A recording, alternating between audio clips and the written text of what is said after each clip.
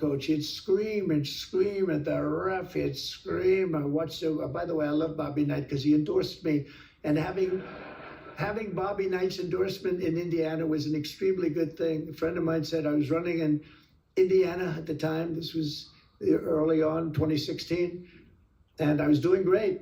But a friend came up and said, "You know Bobby Knight?" I said, "No, I don't. But I hear he was a tough cookie." He said, not only tough, he was beyond tough, but he's the most popular guy you can imagine. It turned out he wanted to endorse me. He called me about 2 years before. He said, "Sir, I'd like to endorse you." I said, "Is this really Bobby Knight?" I said, "It's me." I could tell it was Bobby Knight. He had been known for throwing the chair across the court and slapping a player. Can't do things like that, right? And the man that came in fired him. It was a new administrator for the college. That guy didn't last very long. They were like 14-0, and they fired Coach Knight. That was not good, but he had a little chip in his shoulder. But he loved Trump, and he came in and he said, "I'd love to endorse you." He said, "If you ever run, please call me." So he said, "You know Bobby Knight?" I said, "Well, I don't know, but he called me a couple of years ago." It was an amazing phenomenon. I took his number, and on each side of my desk in New York, I had stacks of paper, like nice and neat, but about 2 feet high each. And I said, I wrote his number down and I put it here 2 years ago. And I said, let me see if I can find it. It was almost like a miracle. I had other miracles that happened too. My ear is still throbbing. That was a miracle. That was a miracle also, wasn't it? That was a miracle also. Thank you. Thank you, Leo. Thank you. Thank you, my man. That was a miracle. Anyway, okay, that's very nice. Thank you. But so he said, Bobby Knight. So I said, I put his name down and I wrote it down. It's in one of these stacks. I lifted up. There would have to be 2,000-3,000 pages in each stack. I lifted it up, the first one, had no idea.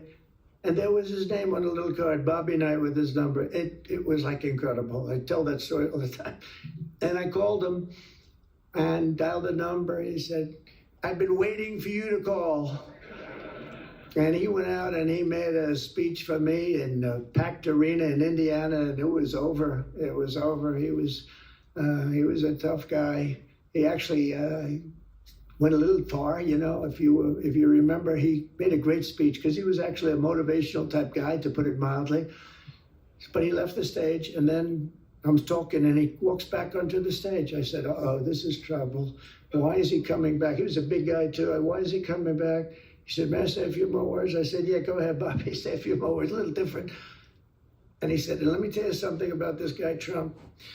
This guy, if he has to, will use the nuclear weapons that we have. He will use he has no fear. He's going to use, and that's the kind of guy." And he walked off the stage. I said, I think I'm in big trouble, Pam." That was not good, but it worked out okay. In the meantime, we won the state in a landslide, and it was great. And it was just an amazing period of time. But this is the most amazing period of time. I think this is more amazing. What's taken place has been more amazing. I think it's more consequential. And if we do the job, one of the big media outlets said what we did was the most consequential election in the last 129 years. Well, if we do the job that we're all capable of doing, I think it's going to prove to be that and then some. And that's what we want to do. We have a real big shot at making this country so great, so great. What happened to our country was so sad. What they've done in 4 years to our country with the borders, with Afghanistan, the most embarrassing period of time, allowing the Russian situation was never going to happen with Ukraine.